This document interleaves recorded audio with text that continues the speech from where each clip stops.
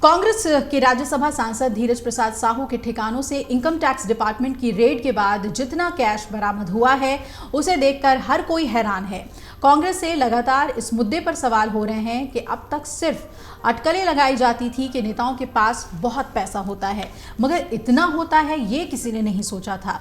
क्योंकि अगर एक राज्यसभा सांसद के पास इतना पैसा है तो इतने नेताओं के पास कितना होगा। इस सवाल पर कांग्रेस पहले दिन से ही चौतरफा घिरी हुई है, क्योंकि एक तरफ बीजेपी है जो धुआंधार हमले कर रही है, तो दूसरी तरफ INDIA गठबंधन में शामिल वो दल हैं जो धीरे धीरे अब कांग्रेस से दूरी बनाते नजर आ रहे हैं। इंडिया गठबंधन के अब तक किसी भी नेता ने एक शब्द इस मामले में नहीं बोला है, जबकि पहले यही नेता थे जो कहते थे कि अगर बीजेपी को रोकना है तो एकजुट होकर लड़ना पड़ेगा। कांग्रेस भी इस मुद्दे पर कुछ नहीं कह रही है। इस कैश कांड पर ना अखिलेश यादव ने कोई ट्वीट किया और ना ही तेजस्वी यादव ने। इस मामले पर नीतीश कुमार, शरद पवार, ममता बनर्जी ने भी कुछ नहीं बोला है।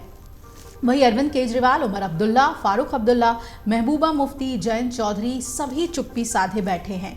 अब सवाल इस बात को लेकर उठ रहे हैं कि क्या इंडिया गठबंधन के दूसरे दलों ने कांग्रेस से किनारा कर लिया है, या फिर उन्हें इस बात का डर है कि अगर उन्होंने इसे डिफेंड किया तो भ्रष्टाचार के दाग उन पर भी लग सकते हैं।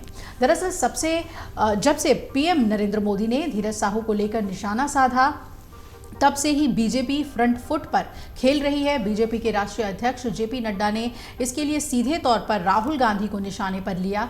उन्होंने यहां तक कह दिया कि बंधु जवाब तो देना पड़ेगा तुमको भी और तुम्हारे नेता राहुल गांधी को भी। ये नया भारत है, यहाँ पर राज परिवार के नाम पर जनता का शोषण नहीं करने दिया जाएगा।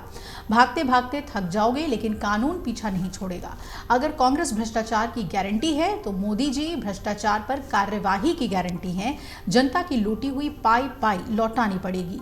धीरज साहू के यहाँ ना नोट का पहाड़ खत्म हो रहा है और ना ही गिनती।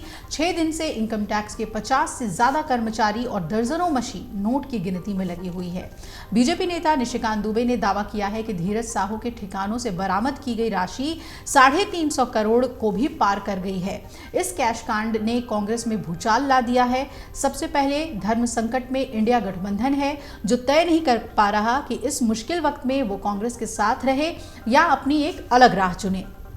धीरज साहू के घर से मिले खजाने को देख कांग्रेस भी उनसे पीछा छुड़ाने में लग गई है, क्योंकि जो कांग्रेस कल तक धीरज साहू को ये कहकर डिफेंड कर रही थी कि वो बिजनेसमैन हैं, उनके पास इतना पैसा हो सकता है, वही कांग्रेस अब कह रही है कि धीरज साहू के पास से मिले इस कैश से उसका कोई लेना देना नहीं है।